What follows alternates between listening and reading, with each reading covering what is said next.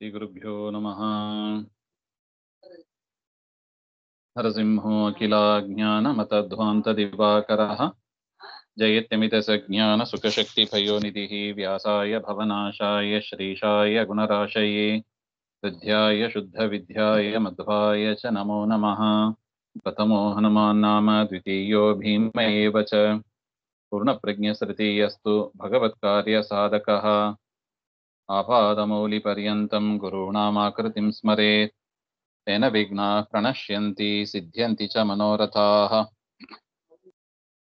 देवं नारायणं नत्वा सर्वदोषविवर्जितं परिपूर्णं गुरुंश्चान् गीतार्थं वक्ष्यामि लेशतः। समस्तगुणसम्पूर्णं सर्वदोषविवर्जितं नारायणं नमस्कृत्य गीतातात्पर्यमुच्यते।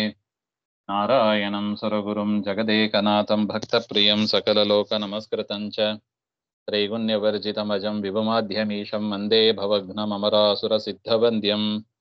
नारायणं नमस्कृत्य नरं चैव नरोत्तमं देवीं सरस्वतीं व्यासं ततो जयमुदीरयेत्।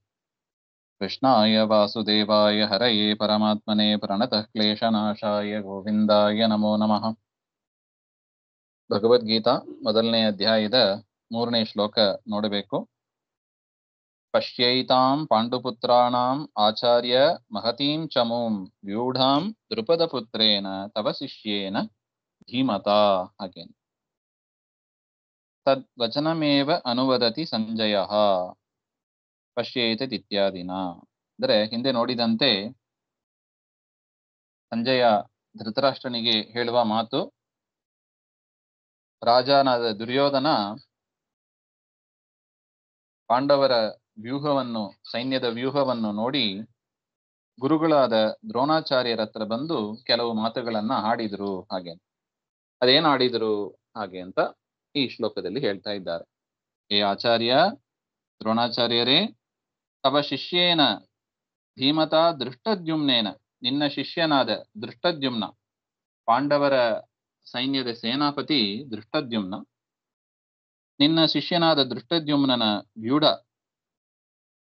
ಹೇಗೆ ವ್ಯೂಢವನ್ನ ರಚನೆ ಮಾಡಿದ್ದಾರೆ ನೋಡಿ. ಪಾಂಡವರ ಮಹತೀಂ ಚಮು, ಪಾಂಡವರ ಬೃಹದಾದ ಒಂದು ಸೈನ್ಯ, ಅದನ್ನು ಕೂಡ ನೋಡಿ ಹಾಗೆ ಅಂತ ಹೇಳ್ತಾ ಇದ್ದಾನೆ ದುರ್ಯೋಧನ. ಅತ್ರ ಶೂರ ಮಹೇಶ್ವಾಸ ಭೀಮಾರ್ಜುನ ಸಮಾಯುಧಿ ಯುಯುಧಾನೋ ವಿರಾಟಶ್ಚ ದ್ರುಪದಶ್ಚ ಮಹಾರಥಃ ದೃಷ್ಟಕೇತುಶ್ಚೇಕಿತಾನಃ ಕಾಶಿರಾಜಶ್ಚ ವೀರ್ಯವಾನ್ ಪುರುಜಿತ್ ಕುಂತಿಭೋಜಶ್ಚ ಶೈಭ್ಯಶ್ಚ ನರಪುಂಗವಃ. ಅತ್ರ ಸೇನಾಯಾಂ, ದುರ್ಯೋಧನ ಹೇಳುವ ಮಾತು, ಆ ಸೇನೆಯಲ್ಲಿ ಮಹೇಶ್ವಾಸಾಹ ಅಂದ್ರೆ ಮಹಾಧಾನುಷ್ಕಾಹ ಅಂದ್ರೆ ಮಹಾಬಿಲ್ಲಾಳಿಗಳು, ಅಂದ್ರೆ ಚೆನ್ನಾಗಿ ಬಿಲ್ಲು ಯುದ್ಧ, ಬಿಲ್ಲು ಇಟ್ಟುಕೊಂಡು ಒಳ್ಳೆ ಶ್ರೇಷ್ಠ ಧನುರ್ಧಾರಿ ಅಂತ ಅರ್ಥ. ಅಂತಹ ಧಾನುಷ್ಕರು ಈ ಯುದ್ಧದಲ್ಲಿ ಇದ್ದಾರೆ. ಭೀಮಾರ್ಜುನ ಸಮಾಹ, ಅವರೆಂಥವರಾಗಿದ್ದಾರೆ? ಭೀಮಾರ್ಜುನ ಸಮರಾಗಿ ಇದ್ದಾರೆ. ಅಂತಹ ಶೂರಾಹ, ಮಹಾವೀರರು ಸಂತಿ, ಆ ಪಾಂಡವರ ಸೈನ್ಯದಲ್ಲಿ ಇದ್ದಾರೆ. ಯಾರವರು ಹಾಗೆಂದ್ರೆ ಯುಯುಧಾನ ಇತ್ಯಾದಿನ.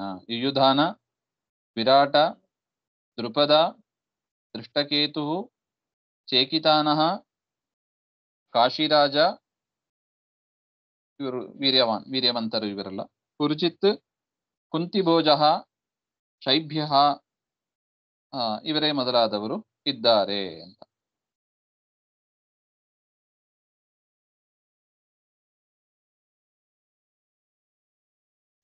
ಈ ರೀತಿಯಾದ ಮಹಾ ಧನುರ್ಧಾರಿಗಳು ಆ ಪಾಂಡವರ ಸೈನ್ಯದಲ್ಲಿ ಇದ್ದಾರೆ ಹಾಗೆ ಅಂತ ಯದ್ಯಪಿ ದ್ರೋಣಾಚಾರ್ಯರಿಗೆ ಗೊತ್ತು, ಆದರೂ ದುರ್ಯೋಧನ ಒಂದ್ಸಲ ಎಚ್ಚರ ಕೊಡ್ತಾ ಇದ್ದ.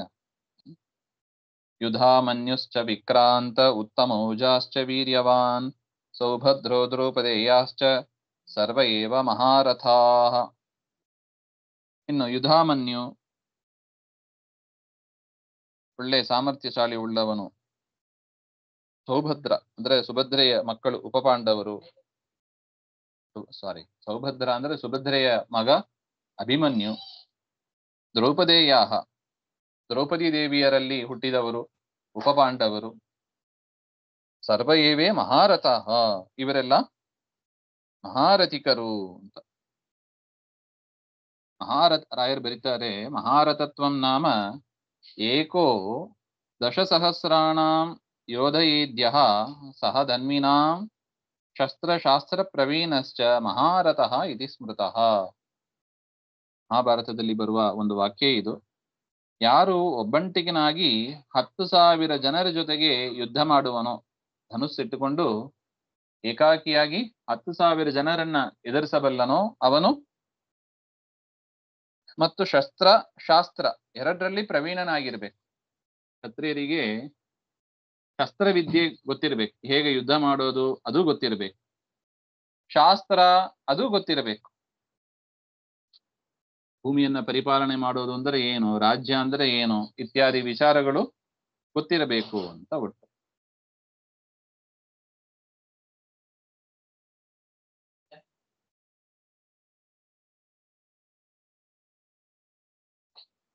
ಅಂತವರನ್ನ ಮಹಾರಥಿಕರು, ಇವರೆಲ್ಲ ಇಲ್ಲಿ ಇದ್ದಾರೆ ಹಾಗೆ ಅಂತ.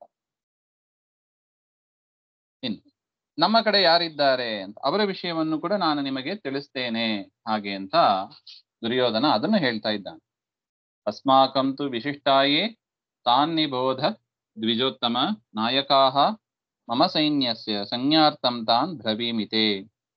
ಭವಾನ್ ಭೀಷ್ಮಶ್ಚ ಕರ್ಣಶ್ಚ ಕೃಪಶ್ಚ ಸಮಿತಿಂಜಯಃ ಅಶ್ವತ್ಥಾಮ ವಿಕರ್ಣಶ್ಚ ಸೋಮದತ್ತಿಸ್ತಥೈವ ಚ ಅನ್ಯೇ ಚ ಬಹವಃ ಶೂರಾಃ ಮದರ್ತೆ ತ್ಯಕ್ತಜೀವಿತಾಃ ನಾನಾಶಸ್ತ್ರಪ್ರಹರಣಾಃ ಸರ್ವೇ ಯುದ್ಧ ವಿಶಾರದಾಃ. ಅಸ್ಮಾಕಂ ತು ಹಾಗೆ, ಅಸ್ಮಾಕಂ ತು ಅಂದ್ರೆ ನಮ್ಮವರು, ಅಂದ್ರೆ ಪಾಂಡವರು ಕೂಡ ಯದ್ಯಪಿ ನಮ್ಮವರೇ, ಯಾಕೆ ಅಣ್ಣ ತಮ್ಮಂದಿರೇ, ಆದರೂ ಕೂಡ ಇಲ್ಲಿ ಏನಾಗಿದ್ದಾರೆ, ಪಾಂಡವರು ಅವರ ಸಪೋರ್ಟರ್ಸ್ ಎಲ್ಲ ಪ್ರತಿಪಕ್ಷ ಎದುರುಗಡೆ ನಿಂತಿದ್ದಾರೆ, ಅದರಿಂದ ಅವರನ್ನ ಬಿಟ್ಟು ಉಳಿದವರು ಹಾಗೆ ಅಂತ ಅರ್ಥ. ನಮ್ಮವರು, ಅಸ್ಮಾಕಂ ಸಂಬಂಧಿನಃ ನಮ್ಮ ಸಂಬಂಧಿಕರಾದವರು, ಸಂಬಂಧವುಳ್ಳವರು. ಯಾರು ವಿಶಿಷ್ಟಾಹ ಯಾರು ಬಲಿಷ್ಠರು, ಅವರು ಕೂಡ ಬಲಿಷ್ಠರೇ.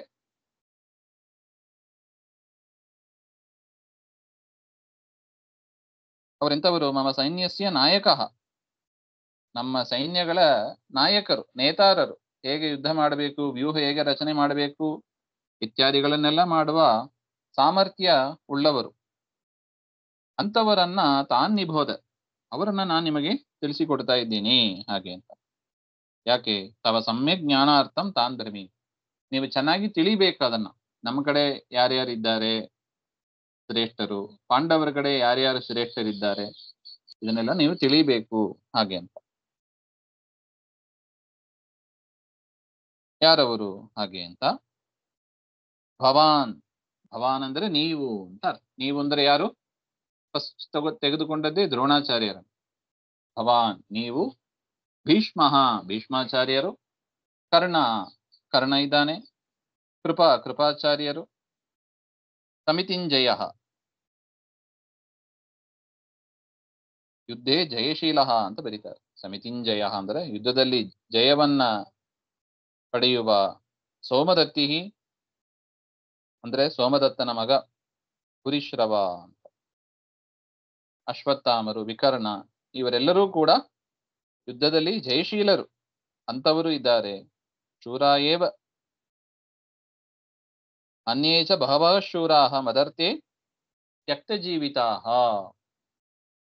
ಇದೇ ರೀತಿಯಾಗಿ ಇನ್ನು ಅನೇಕ ಶೂರರು, ವೀರರು ಇದ್ದಾರೆ ನಮ್ಮ ಸೈನ್ಯದಲ್ಲಿ.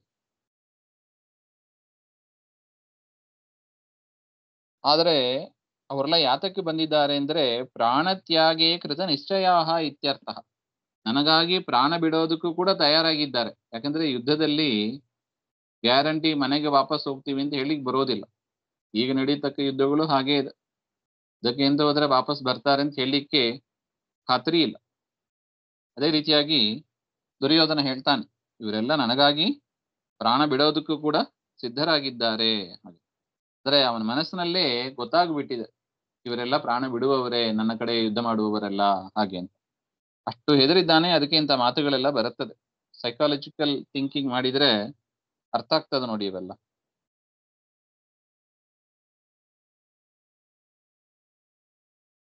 ಪ್ರಾಣತ್ಯಾಗೆ ಕೃತ ನಿಶ್ಚಯಾಃ. ನಾನಾ ವಿಧಾನಿ ಶಸ್ತ್ರಾಣಿ ಯೇಷಾಂ ತೇ ನಾನಾ ಶಸ್ತ್ರ ಪ್ರಹರಣಾಃ. ನಾನಾ ವಿಧವಾದ ಶಸ್ತ್ರಗಳಿಂದ ಯುದ್ಧ ಮಾಡುವ ಕೌಶಲ ಉಳ್ಳವರು, ಯುದ್ಧ ವಿಶಾರದಾಹ, ಯುದ್ಧ ಕುಶಲರು. ಹಾಗೆ ಅಂತವರೆಲ್ಲ ನಮ್ಮ ಕಡೆ ಇದ್ದಾರೆ. ಹಾಗೆ ಅಪರ್ಯಾಪ್ತಂ ತದಸ್ಮಾಕಂ ಬಲಂ ಭೀಷ್ಮಾಭಿರಕ್ಷಿತಂ, ಪರ್ಯಾಪ್ತಂ ತ್ವಿದಮೇತೇಷಾಂ ಬಲಂ ಭೀಮಾಭಿರಕ್ಷಿತಂ. ಇಬ್ಬರು ಸೈನ್ಯ ಪ್ರಮುಖರ ಹೆಸರನ್ನು ದುರ್ಯೋಧನ ಅವರ ಮುಂದೆ ಇಟ್ಟು ಒಂದು ಮಾತು ಹೇಳ್ತಾನೆ. ಈ ಬಲಾಬಲ ವಿಚಾರ ಮಾಡಿದರೆ ಯಾರ ಸೈನ್ಯ ಬಲಿಷ್ಠ, ಯಾವರ ಸೈನ್ಯ ಬಲ ಕಡಿಮೆ ಉಳ್ಳದ್ದು ಅಂತ ವಿಚಾರ ಮಾಡಿದರೆ ನಮ್ ಕಡೆ ಇರುವ ಒಂದು ಸೈನ್ಯ ಅದರ ಬಲ ಕಡಿಮೆ ಅಂತ ಅನಿಸ್ತದೆ. ಅದು ಪಾಂಡವರನ್ನ ಎದುರಿಸೋದಕ್ಕೆ ಸಾಕಾಗ್ತಾ ಇಲ್ಲ. ಅಪರ್ಯಾಪ್ತಂ ಅಂದ್ರೆ ಸಾಕಾಗೋದಿಲ್ಲ ಅಂತ ಅರ್ಥ. ತದಸ್ಮಾಕಂ ಬಲಂ, ನಮ್ಮ ಸೈನ್ಯದ ಬಲ ಪಾಂಡವರನ್ನ ಎದುರಿಸೋದಕ್ಕೆ ಸಾಕಾಗ್ತಾ ಇಲ್ಲ. ಅದು ಎಂತದದು? ನಮ್ಮ ಸೈನ್ಯ ಭೀಷ್ಮಾಭಿರಕ್ಷಿತ, ಭೀಷ್ಮರಿಂದ ರಕ್ಷಿಸಲ್ಪಟ್ಟ ನಮ್ಮ ಸೈನ್ಯ. ಸೇನಾ ನಾಯಕರು ಅವರೇ, ಅವರವರ ಸೈನ್ಯದ ಸೇನಾ ನಾಯಕರು ಅಂದ್ರೆ ಭೀಷ್ಮರು. ಅಂತಹ ಭೀಷ್ಮರಿಂದ ಚೆನ್ನಾಗಿ ರಕ್ಷಿಸಲ್ಪಟ್ಟ ನಮ್ಮ ಈ ಸೈನ್ಯ ಪಾಂಡವರನ್ನ ಎದುರಿಸೋದಕ್ಕೆ ಸಾಕಾಗ್ತಾ ಇಲ್ಲ ಅಂತ ಅನಿಸ್ತದೆ. ಅಪರ್ಯಾಪ್ತಂ.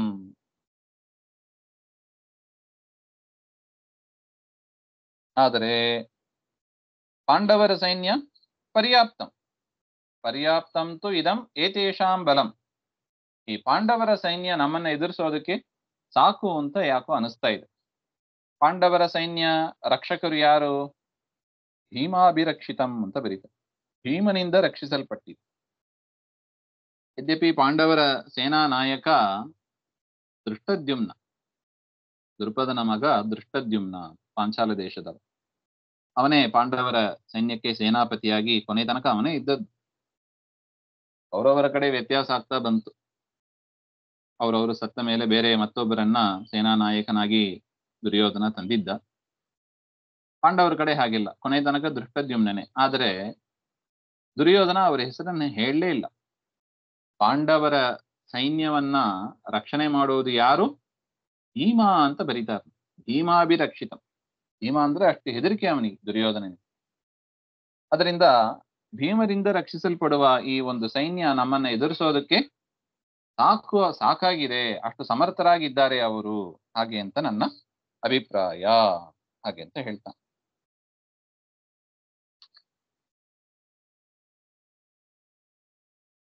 ಅಯನೇಷು ಚ ಸರ್ವೇಷು ಯಥಾಭಾಗಂ ಅವಸ್ಥಿತಾಃ ಭೀಷ್ಮಮೇವ ಅಭಿರಕ್ಷಂತು ಭವಂತಃ ಸರ್ವ ಏವ ಹಿ. ಅದರಿಂದ ಯಾವ ಕಾರಣದಿಂದ ನಮ್ಮ ಸೈನ್ಯ ಸಾಕಾಗಲ್ಲ ಅಂತ ಅನಿಸ್ತದೆ, ಅಪರ್ಯಾಪ್ತ ಅಂತ ಅನಿಸ್ತದೆ, ಆ ಕಾರಣದಿಂದ ನೀವು ಎಚ್ಚರದಿಂದ ಭೀಷ್ಮರನ್ನ ನೀವು ರಕ್ಷಣೆ ಮಾಡ್ರಿ. ಅನ್ಯೈಹಿ ಯುಧ್ಯಮಾನೋ ಭೀಷ್ಮಃ ಪೃಷ್ಠತೋ ಅರಿಭಿರ್ಯಥಾ ನ ಹನ್ಯತೆ ತಥಾ ರಕ್ಷತ್ವಂ ಇತಿ ದ್ರೋಣಾಚಾರ್ಯ ಮುಕ್ತ್ವಾ ವಿಷಸಾದ. ಭೀಷ್ಮರು ಯಾರ ಜೊತೆಗಾರು ಯುದ್ಧ ಮಾಡ್ತಾ ಇದ್ದಾರೆ.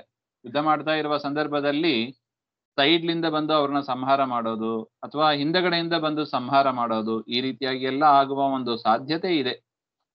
ಆ ರೀತಿಯಾಗಿ ಆಗಬಾರದು. ಅದರಿಂದ ಭೀಷ್ಮರ ಮೇಲೆ ಕಣ್ಣಿಟ್ಟು, ಸುತ್ತಮುತ್ತ ಕಣ್ಣಿಟ್ಟು ಅವರನ್ನ ನೀವು ರಕ್ಷಣೆ ಮಾಡಬೇಕು, ಹಾಗೆ ಅಂತ ದ್ರೋಣಾಚಾರ್ಯರ ಹತ್ರ ಹೇಳಿ ದುರ್ಯೋಧನ ಹೋಗ್ತಾನೆ ಅಂತ ಒಟ್ಟು ಇಷ್ಟು ವಿಚಾರ ಹೇಳಿದ್ದಾರೆ. ಮುಂದಿನ ವಿಚಾರ ನಾಳೆ ಸೇರಿದಾಗ ನೋಡಿ.